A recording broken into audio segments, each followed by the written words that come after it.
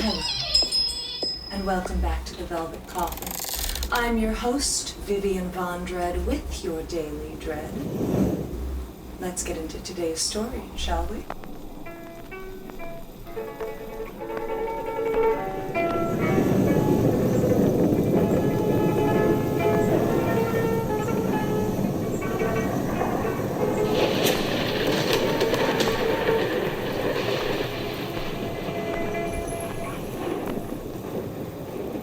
Today's story is titled Bluebeard, another fairy tale by Charles Perrault. There was a man who had fine houses, both in town and country, a deal of silver and gold plate, embroidered furniture, and coaches gilded all over with gold. But this man had the misfortune to have a blue beard, which made him so frightfully ugly that all the women and girls ran away from him. One of his neighbors, a lady of quality, had 2 daughters who were perfect beauties. He desired of her one of them in marriage, leaving to her the choice which of the 2 she would bestow upon him.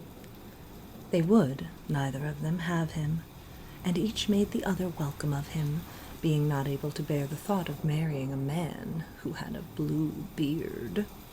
And what besides gave them disgust and aversion was his having already been married to several wives, and nobody ever knew what became of them.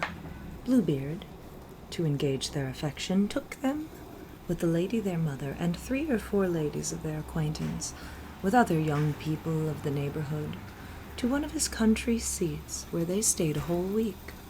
There was nothing then to be seen but parties of pleasure, hunting, fishing, dancing, mirth, and feasting. Nobody went to bed, but all passed the night in playing tricks upon each other. In short, everything succeeded so well that the youngest daughter began to think the master of the house not to have a beard so very blue, and that he was a mighty civil gentleman. As soon as they returned home, the marriage was concluded. About a month afterward, Bluebeard told his wife that he was obliged to take a country journey for 6 weeks at least, about affairs of great consequence, desiring her to divert herself in his absence, to send for her friends and acquaintances, to carry them into the country if she pleased, and to make good cheer wherever she was. Here, said he, are the keys of the 2 great wardrobes, wherein I have my best furniture. These are of my silver and gold plate, which is not every day in use. These open my strong boxes, which hold my money, both gold and silver. These my casket of jewels, and this is the master key to all my apartments. But for this little one here, it is the key of the closet at the end of the great gallery on the ground floor. Open them all. Go into all and every one of them, except that little closet which I forbid you, and forbid you in such a manner that, if you happen to open it, there will be no bounds to my just anger and resentment. She promised to observe very exactly whatever he had ordered, when he, after having embraced her, got into his coach and proceeded on his journey. Her neighbors and good friends did not stay to be sent for by the new married lady. So great was their impatience to see all the rich furniture of her house, not daring to come while her husband was there, because of his blue beard, which frightened them. They ran through all the rooms, closets, and wardrobes, which were all so rich and fine that they seemed to surpass one another. After that, they went up to the 2 great rooms, where were the best and richest furniture. They could not sufficiently admire the number and beauty of the tapestry, beds, couches, cabinets, stands, tables, and looking-glasses, in which you might see yourself from head to foot. Some of them were framed with glass, others with silver, plain and gilded, the finest and most magnificent which were ever seen. they ceased not to extol and envy the happiness of their friend, who, in the meantime, no way diverted herself in looking upon all these rich things. Because of the impatience, she had to go and open the closet of the ground floor.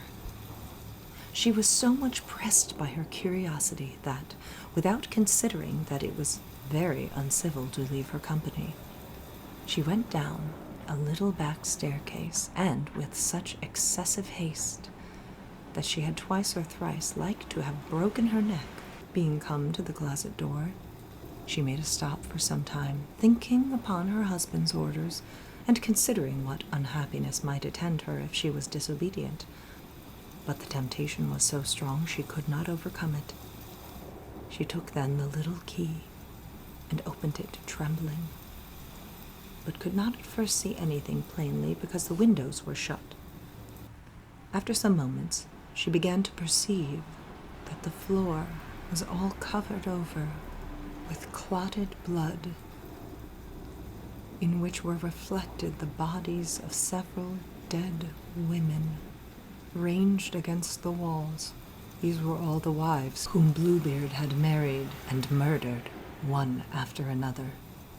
She was like to have died for fear, and the key, which she pulled out of the lock, fell out of her hand. After having somewhat recovered her senses, she took up the key, locked the door, and went up the stairs to her chamber to recover herself. But she could not. So much was she frightened. Having observed that the key of the closet was stained with blood, she tried 2 or 3 times to wipe it off, but the blood would not come off.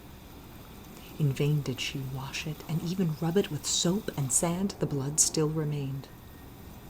For the key was a fairy, and she could never make it quite clean.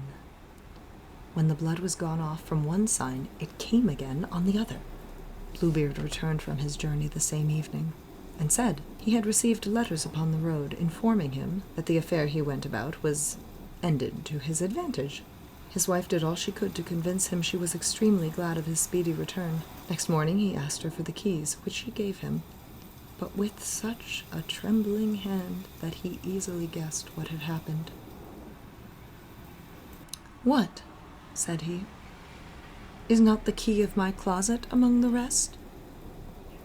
"I must certainly," answered she, "have left it above upon the table." "Fail not," said Bluebeard, "to bring it to me presently." After putting him off several times, she was forced to bring him the key. Bluebeard, having very attentively considered it, said to his wife, "How comes this blood upon the key?" "I do not know," cried the poor woman, paler than death. "You do not know," replied Bluebeard. "I very well know. You were resolved to go into the closet, were you not? Mighty well, madam, you shall go in, and take your place among the ladies you saw there." Upon this she threw herself at her husband's feet, and begged his pardon with all the signs of a true repentance for her disobedience. She would have melted a rock, so beautiful and sorrowful was she, but Bluebeard had a heart harder than any rock. "You must die, madam," said he, "and that presently." "Since I must die," answered she, looking upon him with her eyes all bathed in tears, "give me some little time to say my prayers." "I give you," replied Bluebeard, "half a quarter of an hour, but not 1 moment more." When she was alone, she called out to her sister and said to her, "Sister Anne," for that was her name, "go up, I beg you, upon the top of the tower, and look if my brothers are not coming. They promised me that they would come today, and if you see them, give them a sign to make haste." Her sister Anne went up to the top of the tower, and the poor afflicted wife cried out from time to time, "Anne! Sister Anne, do you see anyone coming?" And Sister Anne said, "I see nothing but the sun, which makes a dust, and the grass growing green." In the mean, while Bluebeard, holding a great scimitar in his hand, cried out as loud as he could bawl to his wife, "Come down instantly, or I shall come up to you." "1 moment longer, if you please," said his wife, and then she cried out very softly,